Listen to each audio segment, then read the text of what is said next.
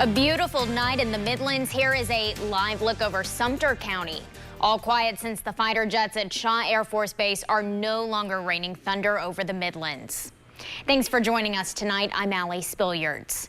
A Newberry County man has been found safe after being missing for more than a week. Nathan Barnes first went missing Friday morning, May 13th, at his mother's home in Prosperity. Authorities say he is now home safe with family. Time now for a check of the weather. Let's send things over to meteorologist Vaughn Gaskin with your Sunday forecast. How's it looking, Vaughn? I-26 is back open after a multiple car crash had traffic at a standstill earlier this afternoon. Cell phone video shows a car flipped over, multiple people there pulling over to assist. State troopers say one vehicle switched lanes when it sideswiped another car, and that led to a chain reaction, causing the car you saw to overturn. They tell us total 4 vehicles were involved, but no one was seriously injured. The driver that initiated the crash is being charged with improper lane change. First at 6, we told you about Columbia police asking to help locate this man. 20-year-old Herbert Ori is wanted for attempted murder, arson, and burglary. Investigators say Ori broke into a home on Bailey Street, stabbed 3 people before setting the home on fire early this morning. The fire was quickly put out. One of the victims is still in the hospital. Police say that Ori should be considered armed and dangerous. If you see him or know where he might be, call Crime Stoppers at 1-888-CRIME-SC. One man has died after a fire overnight in Sumter. The mobile home was fully engulfed when firefighters arrived around 12:45 this morning on Wheelwright Court, just off Highway 15.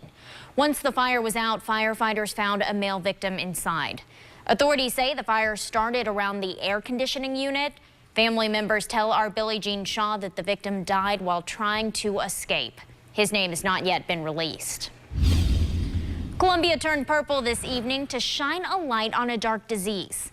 The first Lupus Benefit Gala kicked off this evening at the Eau Claire Print Building. The theme was 50 Shades of Purple in an effort to draw attention to the complex disease of lupus. It's an autoimmune disease that causes the body's immune system to attack healthy tissue and organs, one that affects 1.5 million Americans here in the United States. All funds raised at the event go to the Lupus Foundation of South Carolina. Talbot stores around the country are holding events to give back to their local communities. This Tuesday, the Talbots on Forest Drive is hosting their event to benefit Inner Soul. It's a chance to shop for a cause. 10% of pre-tax sales from 4 to 7 p.m. will be donated to the organization. They're also collecting new shoe donations to help Inner Soul continue with its outreach over the summer in neighborhoods and at various camps. Sumter County deputies are looking for a man wanted for shooting at another man with kids in the car. Deputies say Saturday afternoon, 30-year-old Chauncey Wilson fired shots into a car after getting into an argument with the driver. It happened on Red Bay Road. The children were not hurt, but the victim was shot. He has non-life-threatening injuries. An adult passenger in the car also received minor injuries.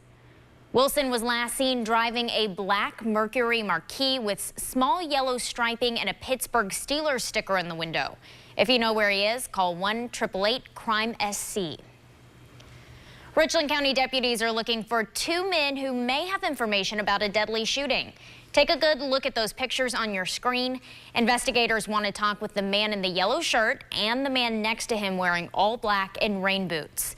Deputies say 34-year-old Marcus Posey was seen with these 2 men yesterday, the day before he was found shot to death. Around 3:30 Saturday morning, deputies found Posey's body on the side of the road on Blue Ridge Terrace. Posey had been shot in the upper body. If you recognize the men, call Crime Stoppers at 1-888-CRIME-SC. Local animal shelters are overwhelmed by an influx of cats and kittens.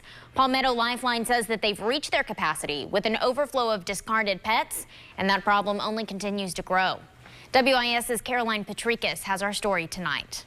Still ahead on the news at 11, a check of the forecast. Plus, Mars is ready for its close-up, and it's been spotted here in the Midlands. Okay, and the good news tonight, clear enough to see Mars. Absolutely. Well, coming up after the break, the polls tell all as Hillary Clinton and Donald Trump are in dead heat for the voters' choice.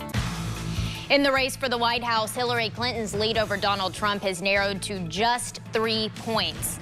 That's according to the latest NBC News Wall Street Journal poll. Of 1,000 registered voters questioned, 46% say they would choose Clinton over Trump in a general election. When asked about a hypothetical matchup between Trump and Senator Bernie Sanders, 54% of the respondents chose Sanders. Despite Clinton seemingly losing ground in the polls, she says that she's confident she will be the nominee. In a Meet the Press interview this morning, Clinton says Trump has no ideas and his rhetoric is hollow. She also says she expects Senator Bernie Sanders to reach out to try to unify the party.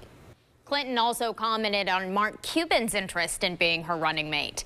She says her running mate search should not include people in elected office. Clinton says she's interested in successful business people. Coming up in sports, the Gamecocks are the champs of the East. We look ahead to the SEC tournament as Carolina seeks another crown. Plus, Gamecock softball tries to avoid elimination in the Sunshine State and advance.